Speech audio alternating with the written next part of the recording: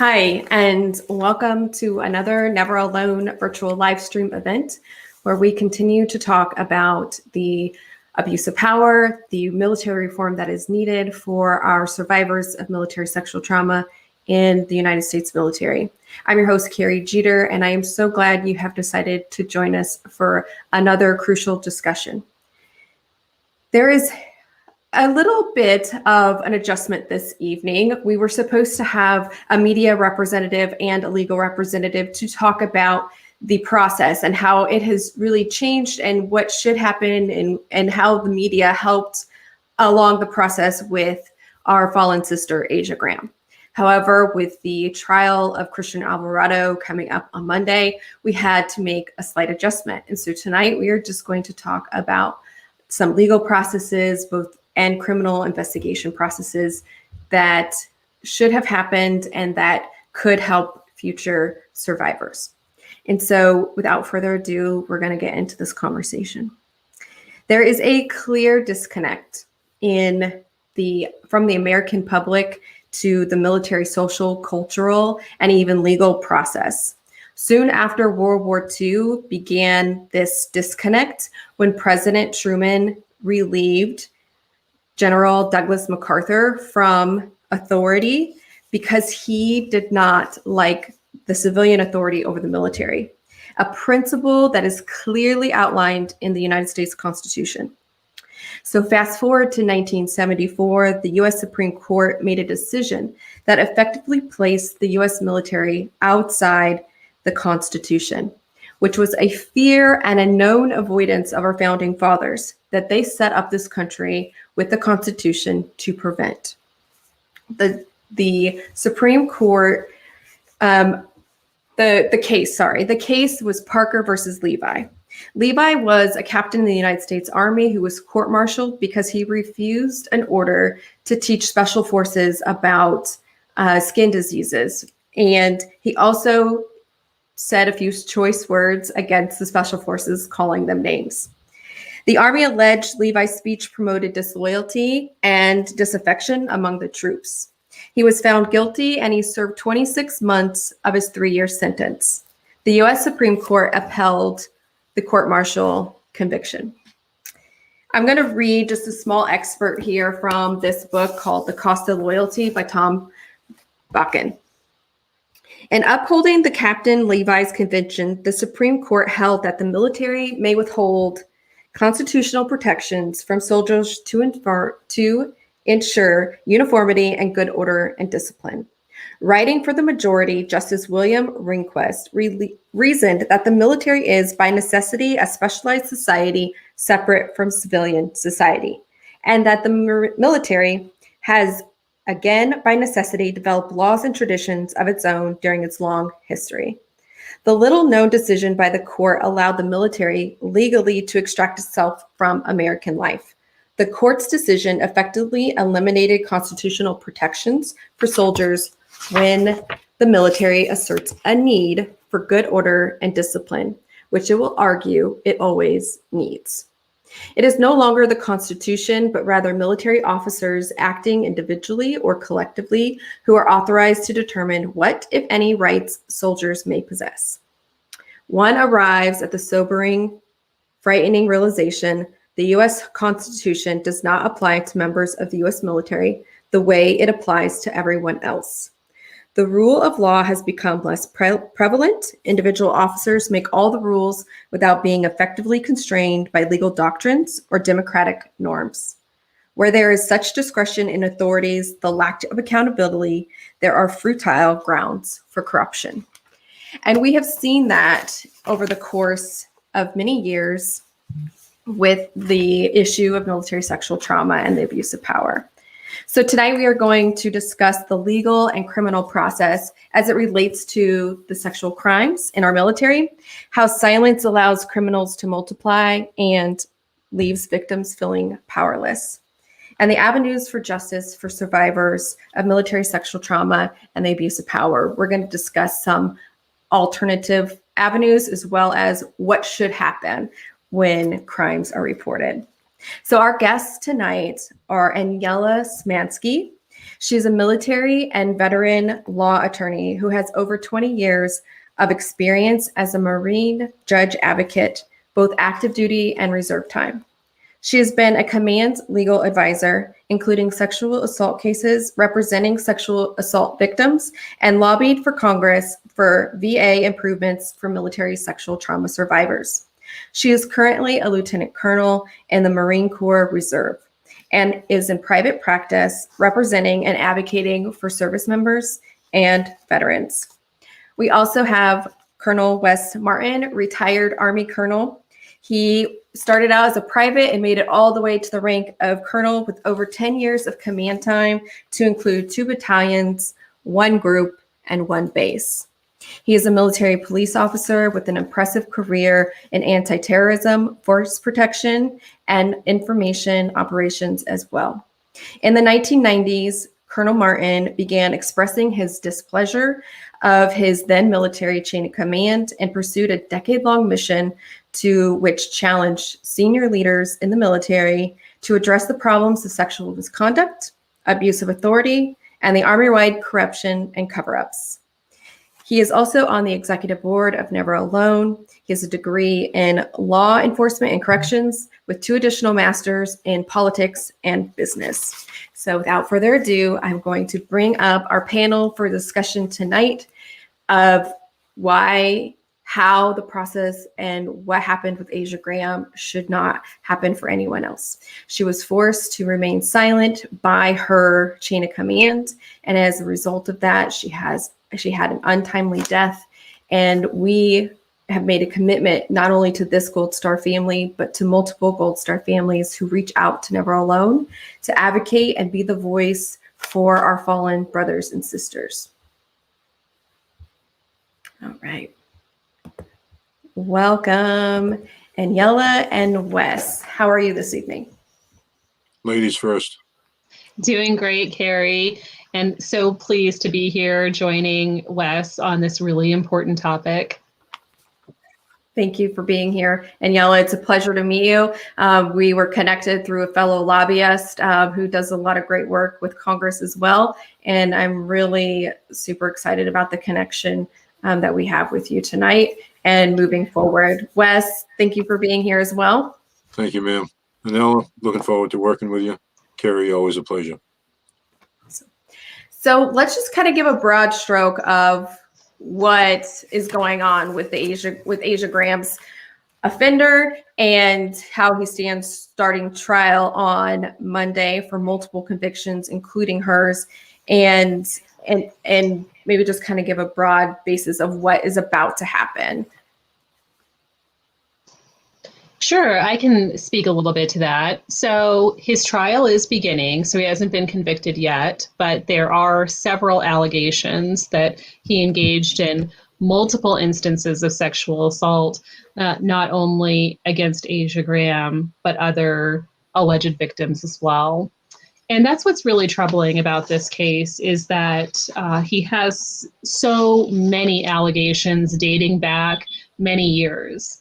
And from a legal perspective, when I see cases like this, where there are allegations dating back several years, I can't help but think if something had happened sooner with when those instances occurred, could these later ones have been avoided? Yeah, absolutely. I completely agree with that, especially I think it was as far back as when he was 16, some allegations had popped up from as young as that. And I know he's not that old, and I don't know how old he is, maybe 24. So with the fact that there's been multiple offenses, alleged offenses since then is really troubling as well. So let's just dive into some of the questions that I have for you both. When Asia reported to her sergeant and to her chain of command, what should have been done? I'll take the lead on that one. If you're in the leadership position, the minute something is reported to you, you own it. The event happened to Asia in December, and yet when she reported it, nothing was done. And then there was a downward spiral of Asia's behavior And in June, she was sent for treatment, and that's when it was discovered. She was sent for counseling. That's when it was discovered what happened. Then, outside the chain of command, it was formally reported, and the justice process started. But those sergeants had the responsibility to go ahead and take care of it. And betrayal is the willful slaughter of trust. Asia was betrayed twice. She was betrayed by a fellow soldier, and she was also betrayed by her chain of command for not doing anything. And then when it was discovered what happened, by then she had moved off base to get away from her predator. And then she was ordered back on base, and she was punished, and she was also required to live 2 doors down and across the hall from her predator. I turn that over. Those are excellent points, Wes. And from a legal perspective, whenever there was even the slightest hint of an allegation of sexual assault, I always advise commanders, just as the military teaches us to do, to protect the alleged victim first and make sure that nothing further can happen. So the first concern should always be to separate the parties, make sure that there is no further contact. If necessary, the commander can issue a no contact order, something known as a military protective order that civilians probably know better under the terms of no contact order or restraining order, just until things can be figured out at the very least, because there could be very important items of evidence. There could be witnesses that could be interfered with in the meantime, really making sure legally that everything is preserved as quickly as possible and that there is no possibility of a further harm that could occur. So the immediate response is protect the alleged victim.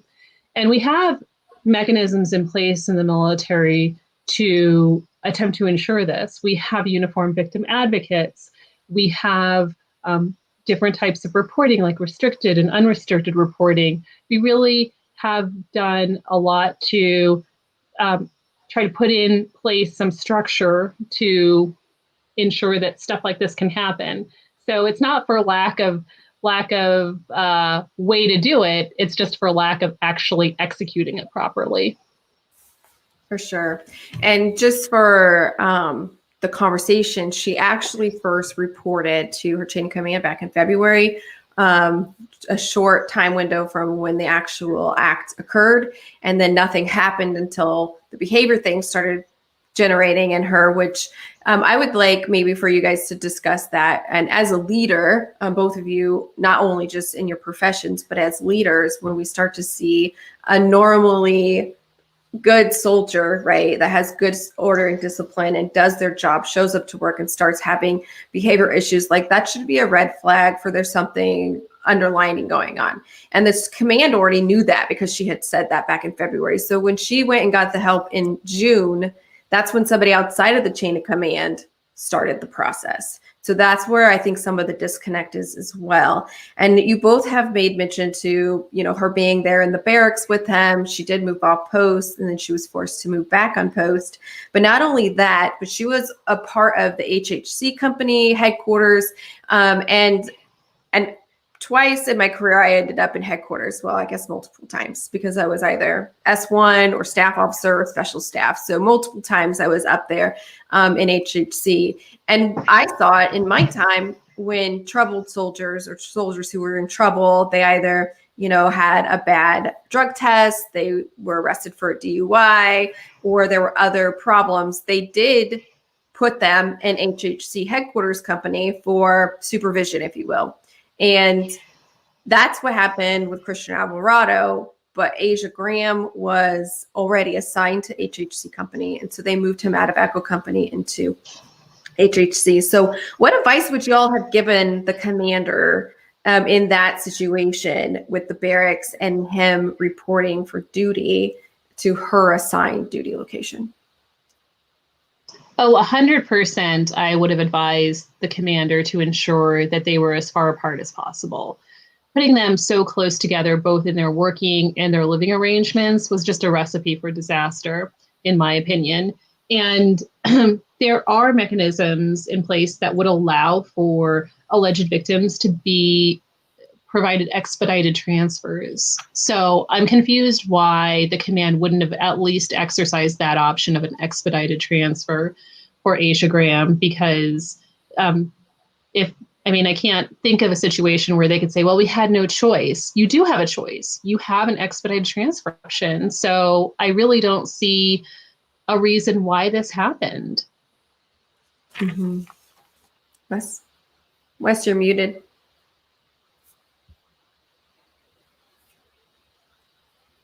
My apologies. That's okay. Fort Bliss is a very large post.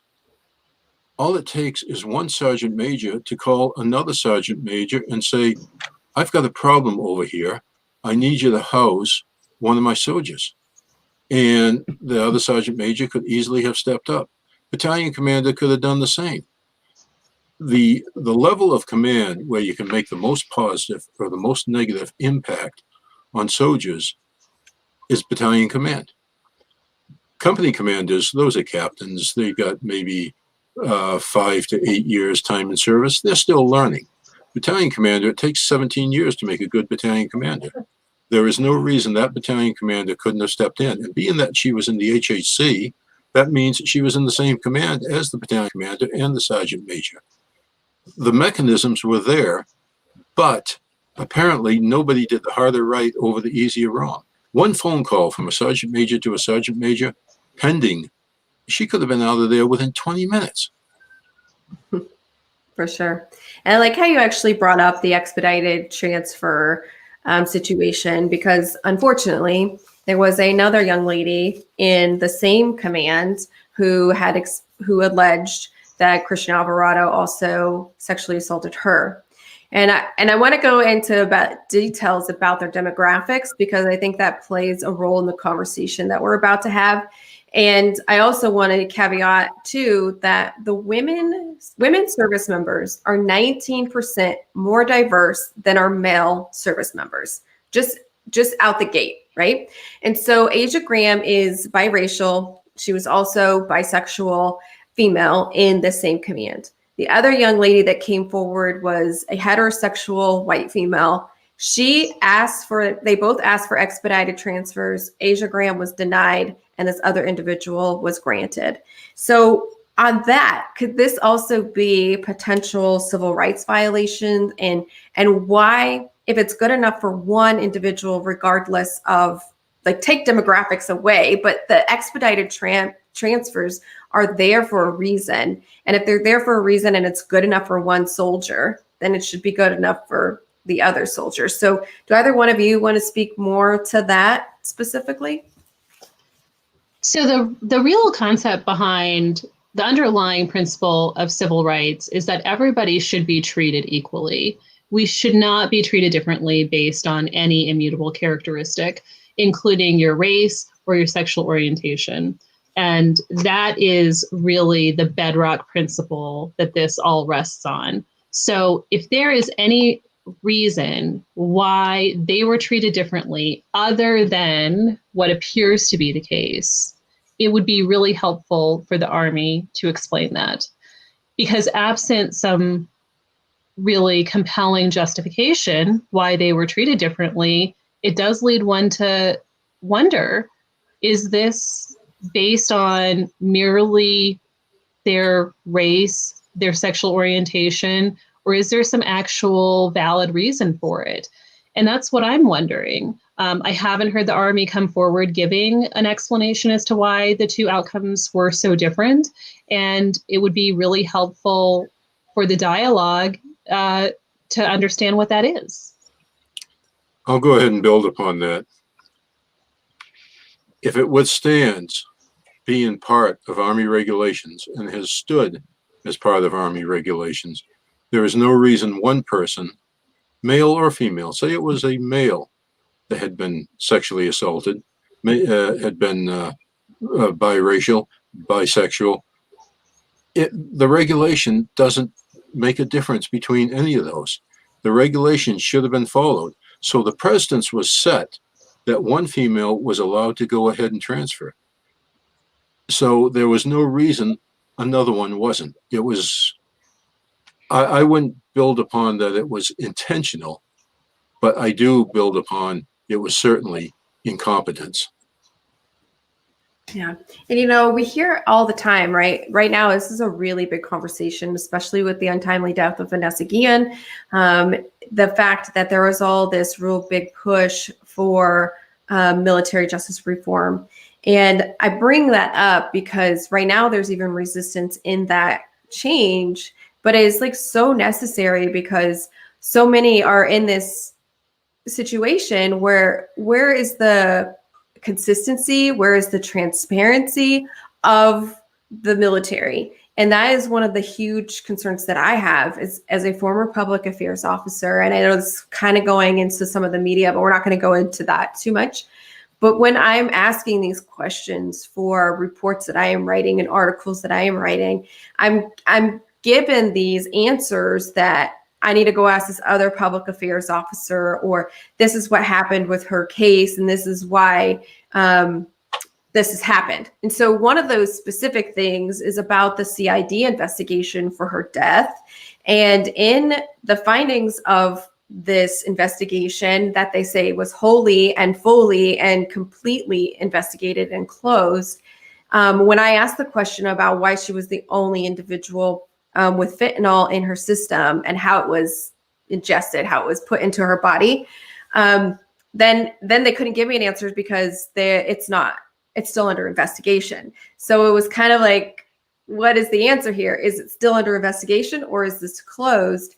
And really, I feel like I don't even know when that investigation started, except that it started after Rich McHugh from News Nation had talked about the fact that it wasn't investigated, that her chain of command, all these things happened. And really how we and I'm getting to my point, sorry. Never Alone worked with the family prior to her death. And then after her death, this really when a whole bunch of more information came about. But I feel like there was a delay in the criminal process. And because they failed to report it, what does that do to the overall case and the overall findings and the overall investigations when there is a delay in the process? Oh, it has a huge impact, Carrie. That's why I said from the outset, the first response of a command should be to preserve evidence and report this to the appropriate investigatory authorities immediately, because you need to get this information and this evidence as quickly as possible. There's no room for delay in serious allegations such as this. So it can really influence the ultimate outcome if there are delays. And another thing that is, you brought up the interesting inconsistency that CID is saying that the investigation is closed, yet they're saying certain aspects of her death are still under investigation. So this is where I agree with you that transparency is really critical, because just let us know. Are you still investigating or are you not still investigating? If you don't know how the fentanyl got in her system, just say you don't know, and that you couldn't discover a way for it to have entered her system. If the investigation didn't uncover any leads or any conclusions or any recommendations, then just be straightforward and say that. Almost like if the lack of information leads to so much speculation that is unnecessary. And if we don't have to speculate, all the better. I mean, I would rather give the investigators and the command the benefit of the doubt that they're doing everything that they can and that they're being as forthcoming as possible, especially with the family. The family has the highest right to know everything that happened to their child and to their sister. There's no excuse for not having full transparency with them. Let me build upon that. We come from 3 different professions, all of us on this screen, but all of our professions recognize if you're telling the truth, you only have to remember one story. When you're lying, you're all over the map. And that's what's going on with this case right now. They're all over the map. It's going to trial next Monday, and CID is saying, oh, well, that's still under investigation. Now, we know they would not be going to trial with an incomplete investigation. That's nonsense. Again, they're all over the map. The other thing, everything is relative. So when it's said, oh, well, we did a thorough and complete investigation, that's a relative comment. And we're finding out in many other cases, Vanessa Guillen's a good case, Nicole Burnham's a good case, where the investigations are not complete. They're done in a hurry to go ahead and get it finished so they can move on to something else, they being CID. Also, there's a problem within CID. It takes about 8 years to create a real good, thorough investigator. But what's happening is within CID, the investigators come usually out of the MP Corps. They go through training. They learn how to do the basics of investigation. They should be assigned to a senior person, just like the old Dragnet TV series with Gannon and Friday going out there working together, bouncing ideas, and one more senior to the other, training. But what's going on within CID, when they get about 4 or 5 years, the agents are pulled out to go do personnel security detail for the chief of staff or the vice chief of staff or the secretary of the army. Then they come back. Now they got an extra stripe or two. They're put in a supervisory position, and that critical training between 4 and 8 years never was there. Meantime, the new batch that has gone in to replace these people, so it's constantly defeating itself in high-quality investigators. Vanessa Guillen, look at the after-action report, the independent study, hit this point very hard. Mm-hmm. Yeah, it sure did. And there were even inconsistencies in the Fort Hood individual review that the senators did, Congress did, and then also the 15-6 investigation. For me, that one just left a whole lot more questions unanswered. One specifically was the rank was insignificant to Vanessa Guillen's sexual harasser, and it was somebody in her chain of command. It was her platoon sergeant. He was an E7. To me, that is not an insignificant rank. And that was a quote by General LaBeouf in the media debrief. So it was very interesting to hear that as well. I just, on the other thing too, the family, and I have spoke to the family, and this was one of the questions that came up, is that there were multiple journals. They received 2 of 3 of the journals back of Asia's after the conclusion of the CID thoroughly, wholly, and fully investigated. But they kept one, they kept her cell phone, and they kept a laptop. And when asked about that, then again, that inconsistency of, well, we're holding on to evidence because the investigation's not done. So my hope is at the conclusion of the trial, the family does get back all of the belongings, because that is a process in its own right for the casualty assistance officer to ensure that all belongings go back to the family of the deceased. So even everything down to the gum wrapper and her wall locker should have gone back to her. So her family. So there's no reason that they should be hanging on to anything at this point of hers. So. Right. And I find that with these sexual assault cases, that there seems to be a lot of secrecy around the investigation, around the decision making, around everything that is involved in these cases. And I'm not sure why that's necessary. So I think that given the amount of concern that has been expressed by America for this problem in the military, that there should be far greater access to information, far greater information being shared and released, because honestly, we don't know if anything was done wrong. Perhaps everything was, done exactly as it should have been, and perhaps there were perfectly good reasons for the things that look suspicious to us. But leaving us to wonder is not a good position to be in. This is America. America is watching every single move. So if you're in the position where you don't want to be criticized and don't want to be heavily scrutinized, then the best thing to do is to be as forthcoming as possible. Unfortunately, that is not the culture that has been allowed to develop. I'll build on my own situation. I was a major, Army Active Guard Reserve major assigned to a Northeastern university. What I found going on there with the active duty and the National Guard officers especially was what was going on was despicable. There was sexual misconduct. There was fraud, waste, and abuse. The commander, I swore, was paranoid, schizophrenic, manic, depressant. And either that or he was a 42-year-old mama's boy. And I found out recently from a Never Alone psychologist that those two do go hand in hand. So I went to the colonel and I said, we got to get some help here because this whole environment is very corrupt.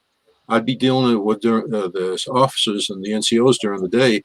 I'd have parents on the phone calling me because they knew I was the one taking care of the cadets and protecting them from the abuse. The colonel did nothing. I went to the 1-star only to find out later he had been shipped back from Germany prior to Desert Storm because of his sexual misconducts and his behavior in Germany. So then next thing I know, I have the retaliation coming on me to silence me. Two types of officers I don't trust very much in the military. One are 15-6 officers, and the other one are inspector generals, because their business is to protect the commander, which appointed them to their positions. It takes an outside investigation. I didn't get an outside investigation. Matter of fact, I got a major IG pretended to be a 15-6 officer, called up the colonel and the lieutenant colonel and wrote up a 1-page report. And that was my investigation. I ended up having to do it myself. And I ended up with a 200-page document, 80 pages of witness statements. I cleaned up my records. I was able to move on. I did team up with Colonel David Hackworth, and then we took on the Army. And through the work General Shadley was doing with drill sergeants, I was doing helping the victims of Sergeant Major of the Army McKinney, and Colonel John Pitchford, another Hackworth associate, went after Major General David Hale, Deputy Inspector General of the Military. We forced the reforms, but it's gotten worse. What we won in the 90s, we have now lost, only it's worse because the young ladies are either committing suicide or being murdered. And that didn't happen in the 90s. It was just a corrupt environment, again, which got fixed up by the time we went into Desert Storm, by the time we went into Operation Iraqi Freedom and Operation Enduring Freedom. But over the years, it has gone backwards. Right. So to that, there are 1.4 million service members currently serving across DoD wide. According to the 2020 report, 5,076, I think, is the number of reported, whether it's restricted or unrestricted reports. There's an estimate of 20,500 assaults that happen each year that go unreported. So when you look at that number, 1.5 million, and then you look at 5,000 cases actually being reported, it's like a drop in the bucket. So our leaders, really, our commanders, really well equipped to be making these decisions, these legal decisions, these court-martial decisions, and doing these investigations with their authority? Or is that the reason, in either one of yours professional opinion, why we need this military justice reform? Because they just are ill-equipped to do this. How often would a leader actually see a case come across their desk? I think it's pretty rare. So given the low number of reported instances compared to, as you mentioned, the actual size of the military, a commander may only deal with this once in his or her career. And you can't be an expert when you're doing it for the first time.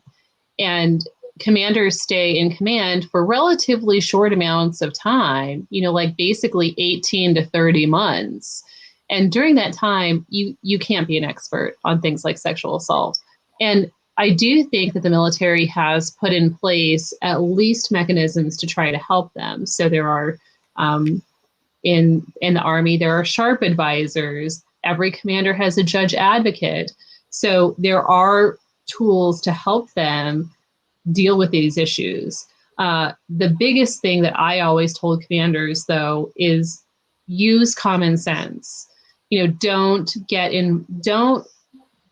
engage in a paralysis by analysis. Use your brain as you would in any other situation and figure out the right thing to do.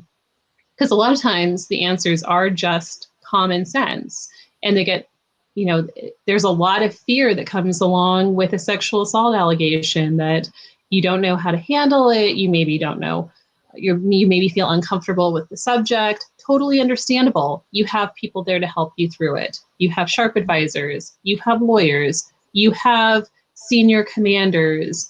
There are lots of places to turn to get the help that you need as a commander.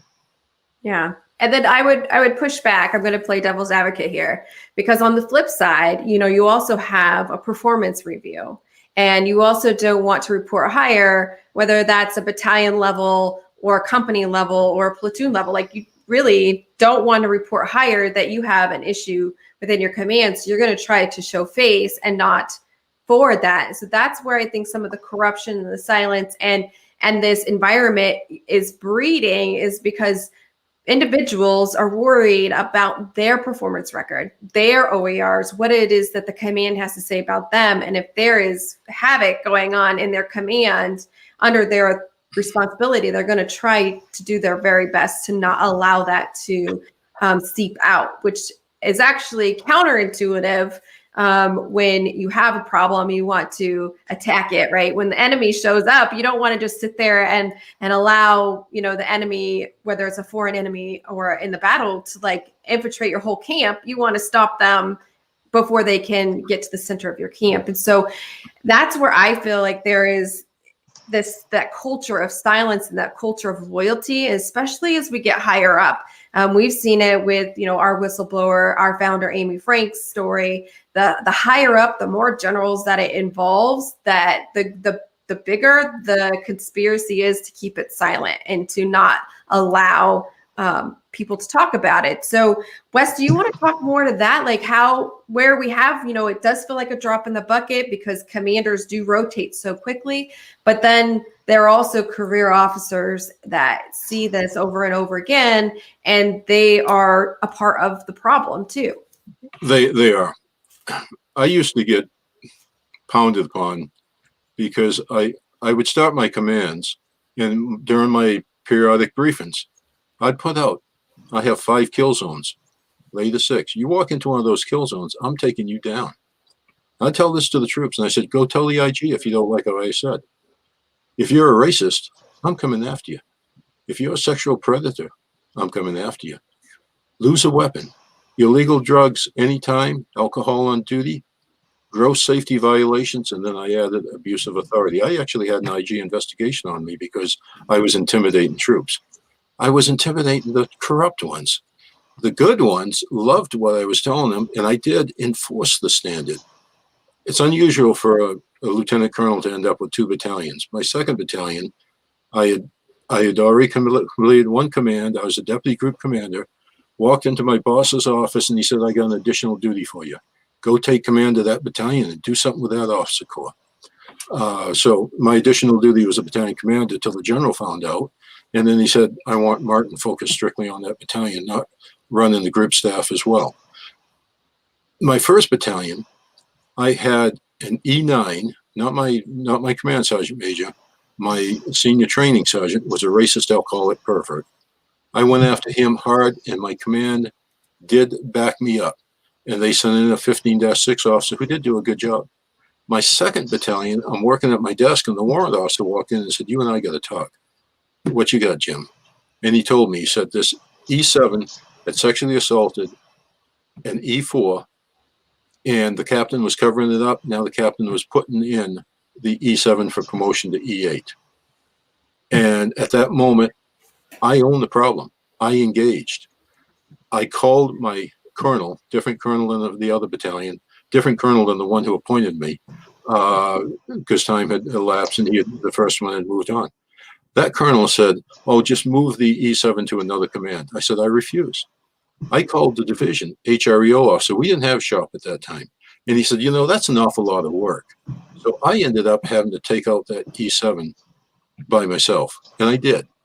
The E4 became a very loyal soldier because she knew the command was ready to stand. As a result, other predators in the unit, if they were there, they were very careful. In the first command, when I took down that racist alcoholic pervert, the morale skyrocketed, especially among the minorities, especially among the ladies in the unit, because they knew the boss would fight for them. So they were prone, if there was a problem, to come and tell the commander. That's one of the problems. If you don't think the commander is going to fight for you and fight for justice, you're not going forward. So Wes, sorry to interrupt you, but why do you think there's such an imbalance to action on this specific crime in our military? Why, when you have somebody that does something like in aviation, for instance, if you popped hot on a drug test, we were chaptering you out because there was no room to have somebody who was under the influence working on a multi-million-dollar airframe, right? Why is there such an imbalance when there is somebody who is a predator or assaulting another person to have that same intestinal fortitude to chapter them out, get them out, and also convict them of these crimes? You hit on the point in your earlier comments. They're worried about their OERs. They'd rather, the West Point prayer says, and I'm not a West Pointer, the West Point prayer says, do the harder right over the easier wrong. Well, actually, the harder right isn't that much harder, because the wrong, you end up having to keep building upon it, building upon it, and building upon it until it's out of control. So to me, what they're trying to do is protect their own careers. How can you expect young soldiers, sailors, Marines, airmen to go to combat and follow your guidance if you're not willing to protect them in peacetime? The problem is these officers and NCOs are more worried about their career, and they don't want to stir up any problem. So let the victim suffer the consequences, not the people who did it, because it will be stirred up. For sure.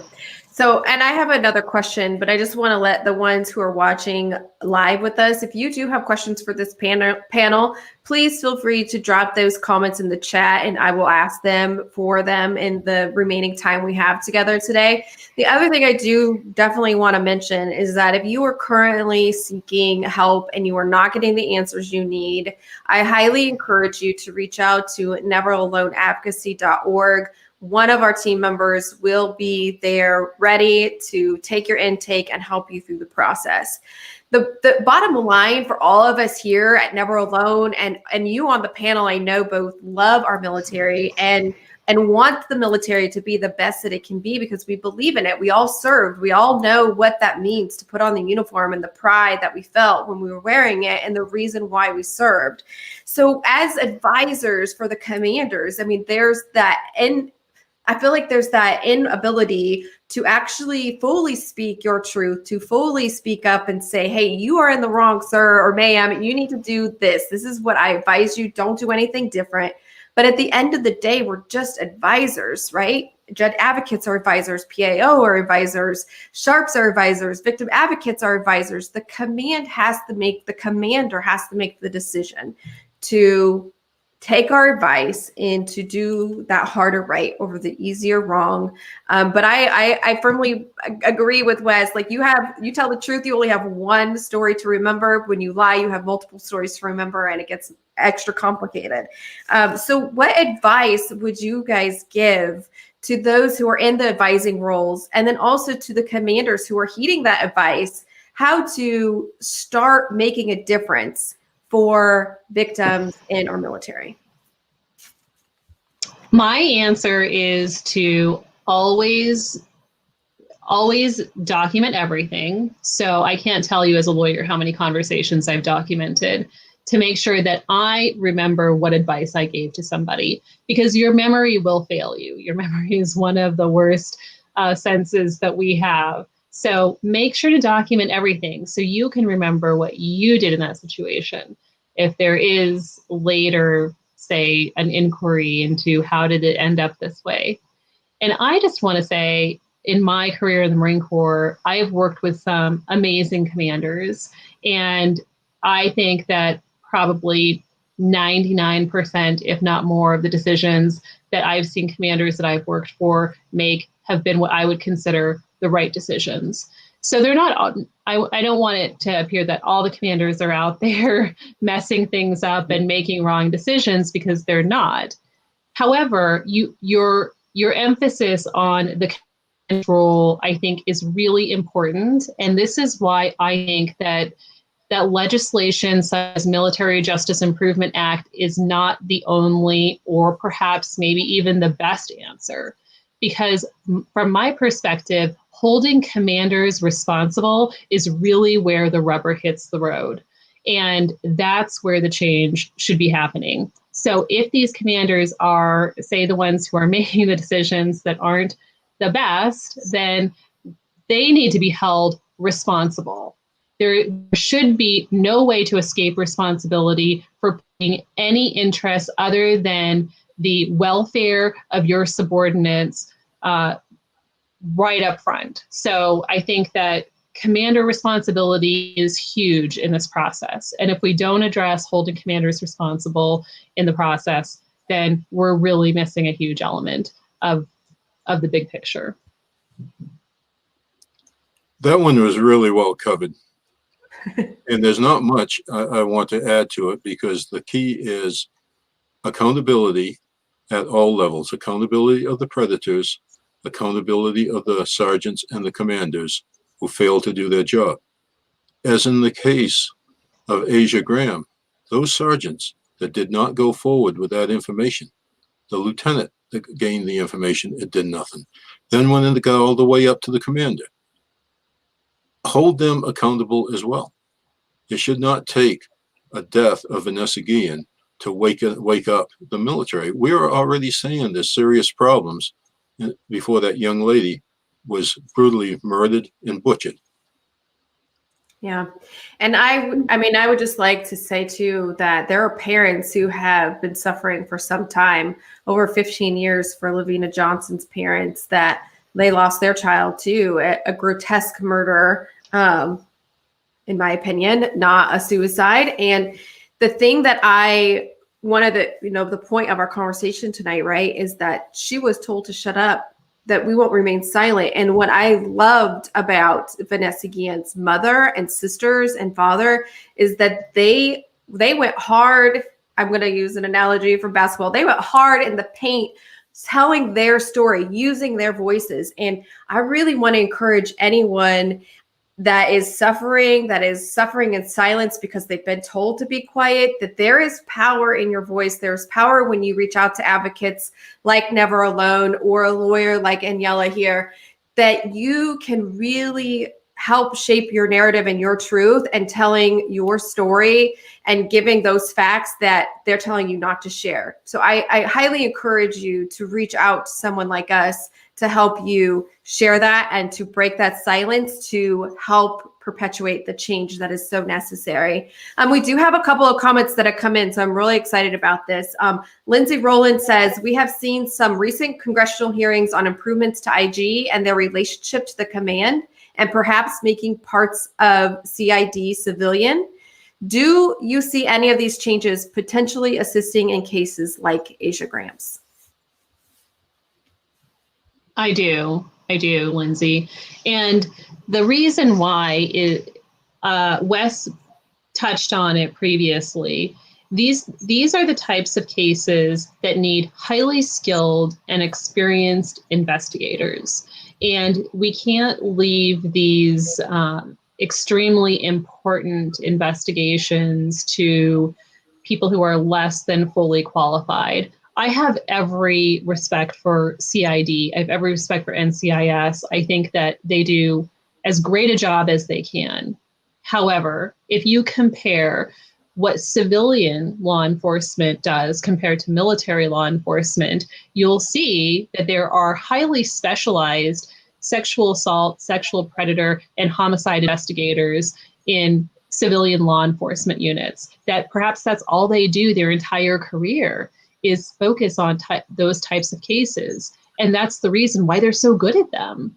So I think really creating a pathway for that to be possible could yield long-term results that we really need in the system. For a long time, I argued against taking authority away from the commanders, as the bill from Senator Gillibrand is recommended.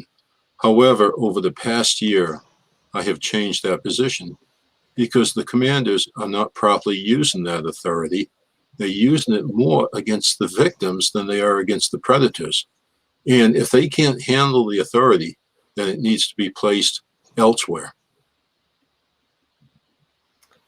And we have a comment from Amy. She's not able to join us this evening, but she says, protect reporting victims ensures that the alleged offender and their supporters have no access or ability to harm the reporting criminal victims, I think is what she means by C victims. So what should, in giving your legal advice, what should commanders be doing to ensure they're protecting the victims of sexual assault? Certainly, they should be moving them. They should not be anywhere near each other because this is an allegation that needs to be fully investigated, and there should be no room for there to be any contact, physical or otherwise, between the two parties. So 100% protect the alleged victim, ensure. And I'm not saying come down, like gangbusters on either side. I'm saying a commander is supposed to be the unbiased, objective person saying, let's figure out what's going on here. Everybody move to your corners and we're going to do the investigation and take the next steps. And that's what needs to happen. It's completely unacceptable to create an environment where somebody could be at risk for further harm. I would add to that, before a case is even reported, before a case even occurs, set the environment of trust. In combat, people often ask me, well, in combat, what are you fighting for? The flag, the nation, the Constitution? I say, no, you serve the nation, you defend the Constitution, you rally to the flag, but you fight for the one on the left and the right. Build a command environment where people are working to take care of each other. And there's always indication and warnings, both in combat and in your units, that something may not be quite right. That's where you listen to it and you keep building that environment. General Hal Moore said, in any environment, there's something we can do to make it better, and something after that, and something after that. He also said there's nothing going wrong except there's nothing going wrong. So when you think everything's going just right, you better take another look. So build the environment. And when it does something, you do get the report. I've seen false reports come in too, which I've had to investigate, and then I've cleared the person who was accused. I probably testified for the defense as much as I have for the prosecution. But you create the environment, and when somebody violates it, you find out what the truth is, as was skillfully just said. And then if it is, you have a predator problem, you go after that person, you go after accountability. For sure. So are there any closing remarks that either one of you would like to leave for our audience, to maybe a challenge, maybe a call to action that you feel is vital to this cause? My closing comment and my challenge is for everybody to use their voice, and your voice matters. I don't care who you are or for what reason you think your voice doesn't matter. You're wrong. Your voice matters and it's important, and you may be saving someone else's life. These women who were previously assaulted by Christian Alvarado, they should have used their voice. They could have saved a life.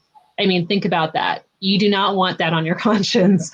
And I just think that everybody has something to contribute to this conversation. The military doesn't belong just to the military. The military belongs to this nation. This is not a military problem. This is an America problem, because this is your military. And so I challenge everybody, whether you are in the military or not, to use your voice. I'll build on that. In combat, I developed a saying, you beat the enemy, you feel good about it. He beats you, you live with it. Do not allow something to occur that you didn't do the harder right over the easier wrong. You have to live with it. Others have to live with it. And unfortunately, many of the victims don't get to live with it because they either died by suicide or they died by murder. I'll close with that. Well, I just want to thank both of you for your expertise and your professional opinions and your advice on this panel. It was a very crucial discussion that I feel is vital for anyone who participated in the live show or get to participate on the replay. So thank you for being here. Thank you. And I'm just going to close with a final comment as well. Never Alone Advocacy is here for you. We stand ready at neveraloneadvocacy.org to help you find the justice you deserve, to help you find your voice and empower your story. Whether it's a book like The Cost of Loyalty by Tom Bakken, or an episode with Never Alone, or radio interview where you're hearing somebody finally speak their truth and it empowers you to do the same, then it is a job well done. And that is a fundamental right of being an American and using your First Amendment rights to speak the truth. So I encourage all of you, there is strength in truth. Silence is the enemy of the truth. And until next time, I encourage you to each share your story, as it is so important to the collective. Until next month, we'll see you again on the second Wednesday of the month at 7 p.m. Eastern Standard Time. And we are going to be talking more about the media and the freedom of the press for next month. Until then, keep sharing your stories.